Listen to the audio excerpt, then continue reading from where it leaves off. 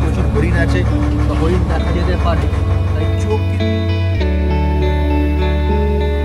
তো যারা যারা এখনো সুন্দরবন দেখেনি অতি অবশ্যই সুন্দরবন। আর এখানে এই জন্যই কভার করা যায় না কারণ মুভমেন্ট করে, আর যারা বলে যে এই টাইমে বাঘ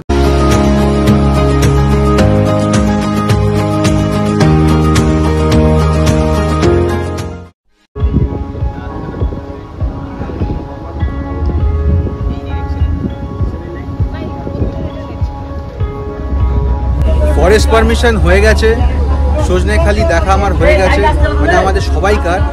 এখন আমরা যাচ্ছি হচ্ছে মেন জঙ্গলের উদ্দেশ্যে। আমাদের এখন স্পট হবে হয়তো সুধান্যখালি, আর আমরা একদম মেন জঙ্গলের সাইড দিয়ে যাব। আর যেতে যেতে দেখবো জঙ্গলের সাইডে পুরোটা কিন্তু নেট দিয়ে ঘেরা কিছু অংশ, কিছু জায়গা, কারণ যাতে ওয়াইল্ড অ্যানিমেলস বা বাঘ যাতে এখানে না চলে আসে। কিন্তু তাও যেই জায়গাগুলোতে নেট দেওয়া নেই সেখানে কিন্তু গ্রামে বাঘ চলে আসে, যেটা আমরা অনেক সময় নিউজে দেখি বা কারোর মুখে শুনে থাকি। আর পিছনের যে অংশটা জায়গাটা দেখা যাচ্ছে পুরোটাই এখন যাব হচ্ছে আমরা জঙ্গলের সাইড দিয়ে। এখানে অনেক রকম ওয়াইল্ড অ্যানিমেলস দেখতে পারি, যেমন হচ্ছে হরিণ, শুয়োর, বাঁদর তো দেখা যেতেই পারে আর দেখা যাবেও।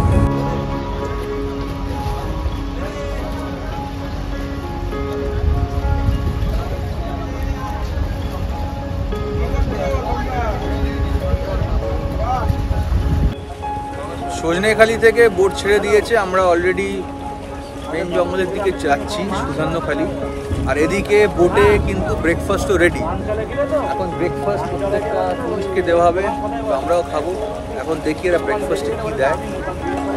সুন্দরবনের মহত্বটা যে কতটা সেটা কিন্তু এই ভাইদের দেখলে বোঝা যাবে। এরা কিন্তু হায়দ্রাবাদ থেকে সুন্দরবন দেখতে এসছে। They are all from Hyderabad, and they are working in Kolkata. TCS, they are all from TCS. They are all somewhere, right? They are from IT and they are visiting Sundarban from Hyderabad. Okay, very good, very good. So how you feeling? First time you are coming? Yeah, first time. World largest language forest. Yeah, 25% India and 35% Bangladesh.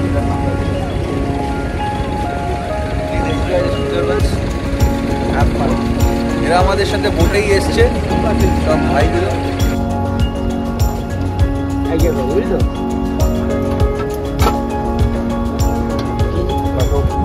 এখন breakfast খাবার পালা। ভাই আমাদের খুব সুন্দরভাবে breakfast serve করে দিচ্ছে। Breakfast এরা দিচ্ছে হচ্ছে পুরি আর তরকারি, যেটা দেখে তো খুব ভালো লাগছে, আশা করছি খেতেও খুব ভালো হবে। তো এখন আমরা ব্রেকফাস্ট করব।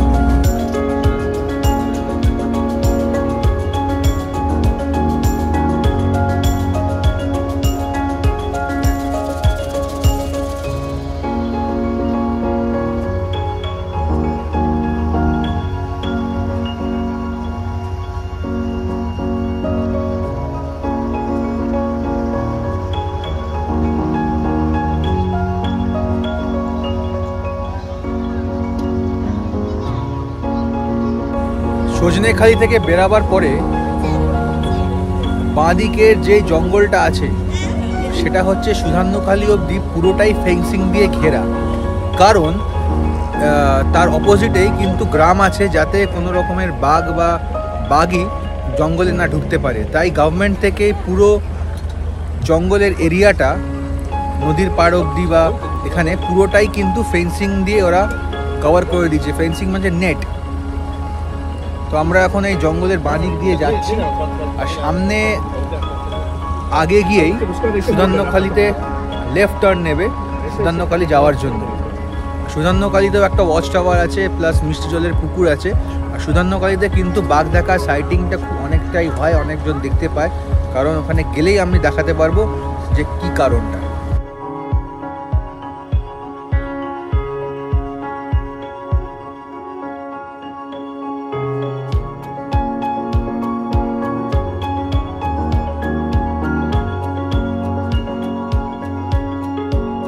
আমরা অলরেডি সুধান্যখালি অঞ্চলে ঢুকে পড়েছি, আর এদিকে কিন্তু দুপাশেই কিন্তু জঙ্গল।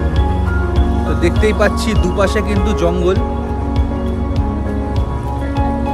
তার মাঝখান দিয়ে বোট যাচ্ছে, নদীর মাঝখান দিয়ে পুরোটাই কিন্তু ম্যানগ্রোভ। এখানে দুটো দিকেই কিন্তু ডিপ ফরেস্ট, কিন্তু যদিও এখানে ফেন্সিং লাগানো আছে, ওই সাইডে কোনো রকমের ফেন্সিং লাগানো নেই। ওটা কিন্তু কোর এরিয়া, বা কোর এরিয়া না হলেও ওটা কিন্তু পুরোটাই জঙ্গল ওখানে। তো অ্যানিমেল কিন্তু বা টাইগার যখন পাস করে নদীর ওপর দিয়ে কিন্তু টাইগার এপার ওপার করতে পারে।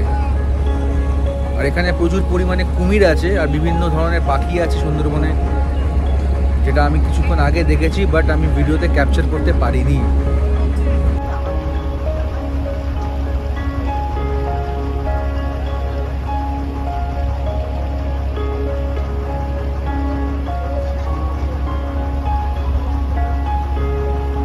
বোট এখন জঙ্গলের একদম ধার দিয়ে যাচ্ছে, আর আমাদের চোখ রাখতে হবে এই জঙ্গলের দিকে। যদি কোনো রকমের অ্যানিমেলসের সাইটিং হয়, যেমন হচ্ছে হরিণ, শুয়োর, বাঘ দেখা যাবে কিনা সেটা বলাটা কোনো রকমের গ্যারেন্টির কিছু নেই। ওদের যখন ইচ্ছে তখন ওরা বেরোয়, এটা আমাদের এলাকা না, এটা বাঘের এলাকা। একটা কথা আছে, সুন্দরবনে ডাঙায় বাঘ, জলে কুমির। তো এখন সেই আমরা সুন্দরবনের মাঝখানেই, একদম জঙ্গলের ধারে, দেখতেই পাচ্ছেন একদম বোটটা কিন্তু জঙ্গলের ধারে চলে এসছে। আর এখানে কিন্তু যখন তখন সাইটিং হয়, আমি আগেও দেখেছি এখানে প্রচুর হরিণ আছে, হরিণ দেখা যেতে পারে। তাই চোখ কিন্তু একদম জঙ্গলের মধ্যে আমাকে রাখতে হবে, যাতে কোনো রকমের অ্যানিম্যাল সাইটিং হয়।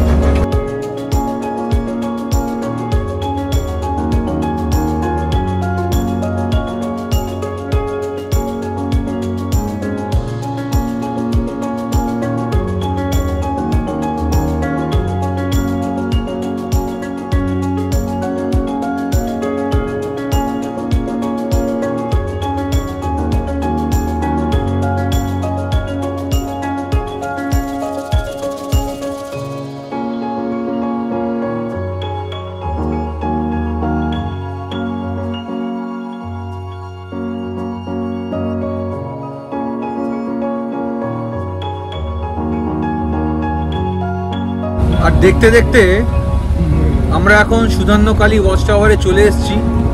এখন আমরা নামবো লঞ্চ থেকে সুধান্যকালী ওয়াচ টাওয়ার দেখতে। এই হচ্ছে সুধান্যকালী এরিয়া, সব নামছে টুরিস্টরা, যারা আমাদের সাথে এসছে বা আমার সাথে এসছে এখন ওয়াচ টাওয়ার দেখতে। আর ওখানে প্রচুর লোকজন ভিড় করে আছে, তারা কিন্তু অলরেডি ওখানে দেখছে ওয়াচ টাওয়ার। বা এখন ওদের কিছু বোট আছে, যেই বোটগুলোতে ওরা উঠবে, ওরা ব্যাক করবে।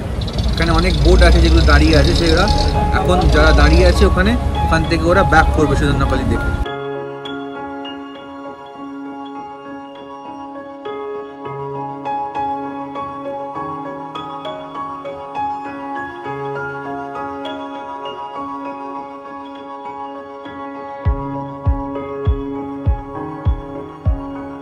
ভিড় কিন্তু কোনো জায়গায় কম নেই, যেমন সজনেখালিতে ভিড় ছিল, সুধান্যখালিতেও কিন্তু তেমনই ভিড়।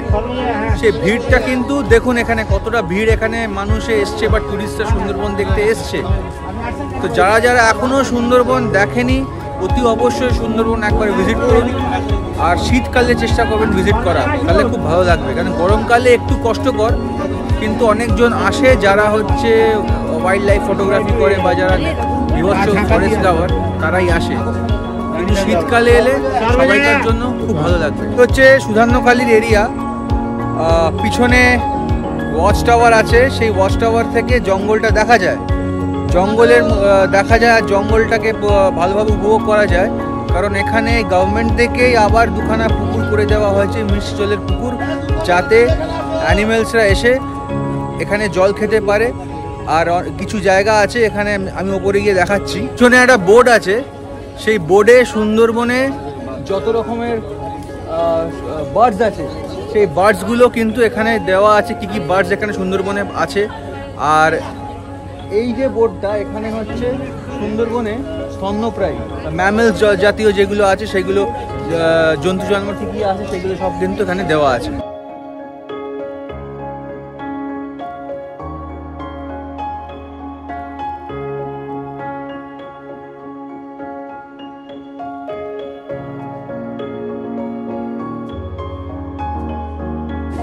আমার পিছনে সুধান্যকালীর ওয়াচ টাওয়ার। এই ওয়াচ টাওয়ারে এখন আমি উঠবো, উঠে জঙ্গলটাকে পুরো দেখবো আর আপনাদেরও দেখাবো। এখানে প্রচুর মানুষ, প্রচুর টুরিস্ট কিন্তু অলরেডি উপরে উঠতে আরম্ভ করে দিয়েছে।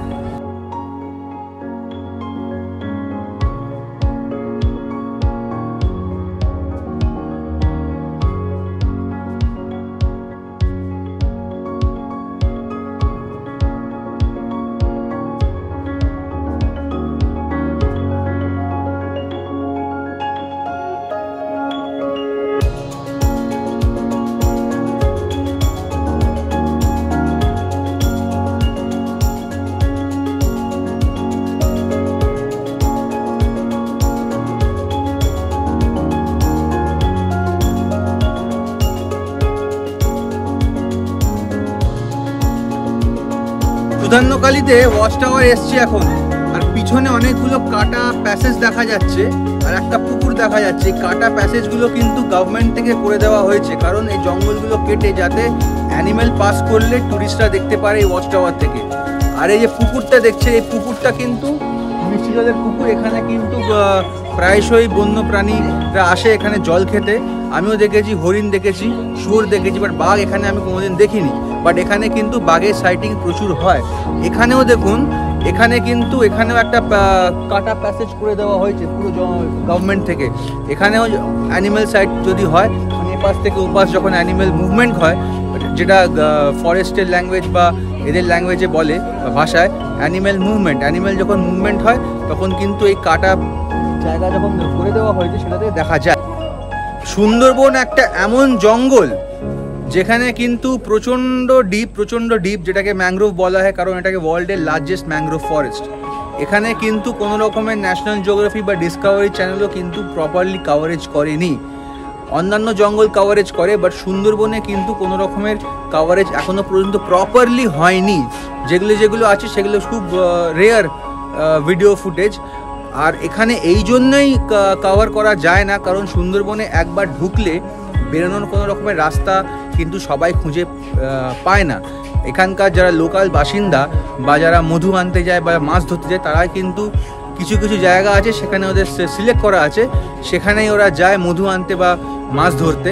সেটা গভর্নমেন্ট থেকে পারমিশন করা হয়, গভর্নমেন্টের সব রেজিস্ট্রেশন করে ওরা কিন্তু যায়।